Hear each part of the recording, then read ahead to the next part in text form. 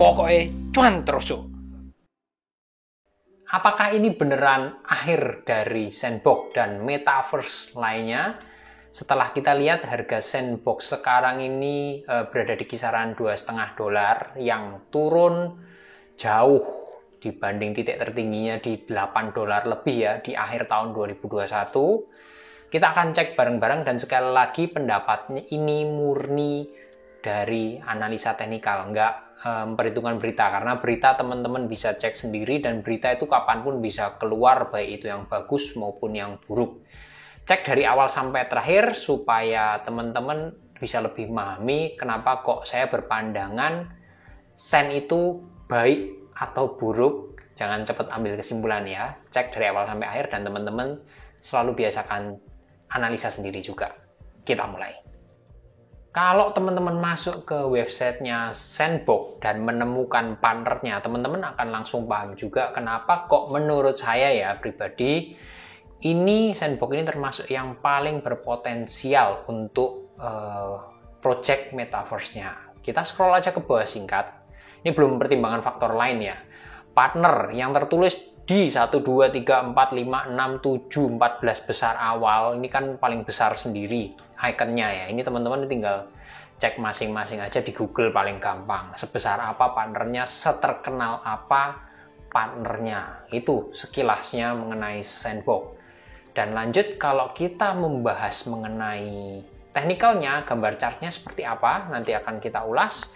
Intinya adalah bagi saya pribadi Sandbox pokoknya mewakili pergerakan Metaverse lainnya. Titik itu menurut saya ya, menurut saya. Lanjut kita cek di analisa teknikalnya pergerakannya sekarang gimana. Oke, di sini saya pakai time frame dari bulanan dulu, nanti akan saya turunkan lagi time frame-nya ke yang lebih kecil. Prinsipnya adalah di time frame bulanan ini tanpa mempertimbangkan indikator apapun ya, karena ini saya pakai chart keluaran dari Binance, pakainya TradingView, cuman ini chartnya Binance. Ini listingnya di Binance aja Agustus 2020, dan kalau kita lihat pergerakannya baru mulai liar itu mulai Oktober itu mulai ada boom mengenai Metaverse, dilanjutin sama Facebook dan lain sebagainya, akhirnya boom puncaknya di akhir tahun 2021, tertingginya di $8. Dan kalau kita lihat sekilas di sini, untuk ini ada Chikou Span ya, garis hijau ini Ichimoku. Ini posisinya di atasnya candle, yang artinya menurut Chikou Span aja ini bull, tapi hanya kebaca ini tok untuk Ichimoku ya. RSI-nya ECCI 50 juga belum keluar karena ini hitungannya masih baru. Cuman kalau membaca candle seperti ini di time frame bulanan, saya lebih condong melihat ini ya, volumenya kecil. Teman-teman bisa lihat di sini sekilas ya. Pada waktu boom ini di bulan November ini membentuk volume yang kenaikan yang tinggi banget, jerat ke atas. Terus akhirnya sampai dengan bulan April ini dengan volume yang relatif kecil dibanting turun harganya. Ya dari $8 lebih sekarang tinggal $2,5, yaitu udah lebih dari separuh. Itu berarti sekitaran mungkin kebantingnya sekitar 70-80% dari harga puncak, yaitu serem. Tapi kalau lihat volumenya, menurut saya pribadi sekali lagi ya teman-teman bisa cross check juga melalui Google aja. Kalau lihat yang hold maupun yang nggak hold keluar retailer atau investor besar, kalau lihat dari volume ini kemungkinan besar yang buang masih retailer ya, pemain kecil. Investor kelas kakapnya itu ya nggak keluar. Karena apa? Kembali lagi kalau kita ngomong project besar itu nggak ngomong jangka pendek, jangka panjang. Dan bisa jadi juga ini karena kemarin juga FOMO, makan volumenya masuk besar. Mungkin dibarengin juga dengan investor besar masuk, maka terjadilah kenaikan yang signifikan. Dan retailer kecil mungkin nggak tahan, dia buang barang. Tapi menurut saya retailer besarnya ya adem ayem, santai, karena dia proyeksi dalam beberapa tahun ke depan. Ini untuk time frame bulanan. Dan mungkin biar lebih jelas untuk garis-garisnya, kita masuk ke time frame mingguan. Oke, di time frame mingguan mulai keluar Ichimoku-nya, mulai keluar CCI 50-nya. Ini juga kelihatan di sini ya, ini volumenya kecil banget. Waktu turun itu tidak dengan volume besar dibandingin dengan volume kenaikannya, itu jauh berbeda ya, ini dan ini. Jauh berbeda, itu mengkonfirmasi aja pandangan saya tadi, yang buang barang itu retailer kecil. Nah, di sini menurut Ichimoku span garis hijau ini di atas candle, bullish. Terus Kumonya ini hijau, awannya hijau, meskipun hijau tipis ya, itu berarti indikasinya tetap bullish. Tapi ini garis Tenkan dan Kijun, merahnya yang di atas, birunya di bawah, dead cross, artinya mulai ada indikasi bearish menurut Ichimoku di time frame mingguan. CCI berada di dekat garis 0, artinya dia mendekati garis supportnya, dan titik supportnya ini juga diperkuat nih. Kalau kita lihat di sini, memang ini sudah di garis support tipis-tipis ya. Kalau kita buat garisnya seperti ini, maka teman-teman akan menemukan formasi yang namanya descending triangle ya. Segitiga, formasi segitiga ini indikasinya biasanya turun kalau tembus ke bawah. Kalau tembus ke bawah gini ya, ketemu garis hijau gini, kemungkinan besar bisa turun, dan ini di titik kritisnya. Ini support berdasarkan trendline dan CCI 50. Jadi sebetulnya lumayan kuat. Intinya itu garis besarnya pembacaan di time frame mingguan untuk sen. Tapi apakah ini benar-benar tidak ada harapan kalau dari time frame mingguan? Ini saya hilangkan dulu indikatornya, kita masuk ke Fibonacci supaya gambar Fibonacci-nya jelas. Jadi menurut Fibonacci saya tarik di titik tertinggi di atas, dan titik terbawahnya saya ambil ketika pertama kali terjadi boom di bulan Oktober, 25 Oktober 2021. Saya ambil titik terbawahnya di situ. Kenapa? Karena pas pertama kali lepas landas munggah duel ya. Dan di situ posisinya kita akan menemukan titik support sekarang itu di garis 0,236 di sini. Di titik kritis. Dan sekali lagi support ini berarti ada 3 macam. Support dari Fibonacci 0,236 di harga seperti sekarang sekitar $2,5.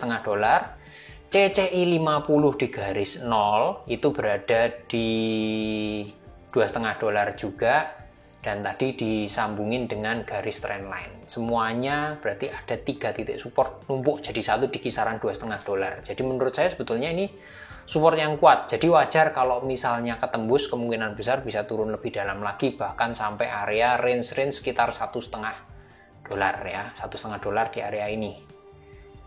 Nah, mudah-mudahan ya nggak terjadi, terus bisa mantul ya. Buat teman-teman yang sudah ambil, nggak usah panik, karena ini jangka panjangnya tetap keren ya. Kita akan masuk ke time frame harian.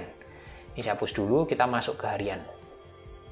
Oke, ini di harian, ini akan semakin mengkonfirmasi kalau teman-teman lihat di volumenya ini ya. Nih, di sini. Volumenya itu kecil banget pada waktu turun ya. Itu mengkonfirmasi kalau saya bilang yang buang kemungkinan besar retailer. Itu poin pertama. Poin yang kedua, kalau kita lihat indikatornya Ichimoku semuanya bearish, itu jelas. Terus CCI 50 juga udah masuk di bawah -100, itu zona 1 memang zona oversold ya. Intinya udah murah, dan ada sedikit kemungkinan divergence negatif nanti yang akan timbul, divergence positif, kebalik. Ada kemungkinan balik arah, tapi ini belum terkonfirmasi. Jadi kalau dari time frame daily secara teknikal semuanya bearish, dan di sini yang saya akan soroti adalah murni untuk teman-teman yang sudah terlanjur ambil dan masih nyangkut, ataupun memang teman-teman baru mempertimbangkan. Ini adalah salah satu momen yang tepat. Posisi kalau kita mau ambil barang itu pada saat turun banyak ya, jangan kebalik. Di sini adalah poin yang tepat. Kita cek dari indikator yang sudah lama tidak saya jadikan konten, adalah akumulasi dan distribusi. Teman-teman bisa cek, saya akan hapus dulu CCI 50-nya biar jelas. Nah, ini mengkonfirmasi kenapa kok saya bilang retailer kecil yang buang. Teman-teman bisa lihat sendiri. Dari sini sampai sini ya, ini cenderung datar. Meskipun harganya turun. Nih. Ya, ini indikasi yang buang retailer kecil. Itu jelas di sini. Nah, ini kenapa kok saya menganjurkan kalau teman-teman yang memang investor nggak cepet-cepet ya investor panjang, mungkin setahun 2 tahun, ini masih sesuatu yang bagus. Ini saatnya ngambil. Andai kan turun lagi, teman-teman tambahin. Jadi ambil dulu sedikit, turun ambil lagi gitu. Jangan all in kalau teman-teman mau invest jangka panjang. Ini adalah gambarannya Sen secara analisa teknikal, secara singkat. Semuanya masih negatif, semuanya masih bearish, belum ada tanda-tanda pembalikan arah. Tapi sekali lagi, rekomendasi ini saya buat murni untuk jangka panjang. Jadi teman-teman yang mau ambil di sini ya ambillah di spot market ya, di spot market, di exchange apapun pasti ada Sen. Udah populer, udah rame ya, terkenal lah Sen. Terus kalau misalnya nggak mau di spot market, ETF oke, ada faktor pengalinya 2, 3, 4 kali, 5 kali mungkin itu bisa ambil di market ETF. Tapi kalau untuk future, monggo bagi teman-teman yang sudah istilahnya pro, sudah jago menganalisa, main stop loss-nya agak jauh ya, nggak mepet-mepet, mau untuk hold, silahkan. Itu resikonya lebih besar, tapi monggo bisa dikali sampai dengan 50 kayaknya kalau future-nya Sen itu. Semua dikembalikan lagi ke teman-teman, silahkan analisa, ulangi lagi analisanya, dan misalnya targetnya berapa sih target jualnya Sen, kalau misalnya ini menjadikan rekomendasi dan dijual di harga tertentu, saya keluarin pakai Fibonacci ya. Nah, ini adalah target-target harga yang saya buat berdasarkan Fibonacci, resisten di atas harga $2,5 ini. Ini patokannya biar lebih jelas, Fibonacci-nya saya hapus. Teman-teman bisa cek sendiri nanti tulisannya di sini biar lebih jelas. Target pertama $3,7, target kedua $4,6, target ketiga $5,57, target keempat $6,87, dan yang terakhir di harga tertingginya akhir tahun kemarin di sekitaran $8,5. Tinggal teman-teman yang mungkin investasi di Indodax, mau beli di spot marketnya Indodax, tinggal dikali dengan kurs 14.000 sekian yang berlaku ya. Nanti ketemu harga rupiahnya untuk target harganya. Sekali lagi, ini bukan jangka pendek ya. Untuk mencapai target-target tersebut mungkin butuh waktu yang nggak sebentar. Bisa jadi ini turun dulu. Sekali lagi rekomendasinya, kalau bagi teman-teman yang tradingnya cepat, ini nggak cocok. Gitu dulu, mudah-mudahan bermanfaat. Salam cuan.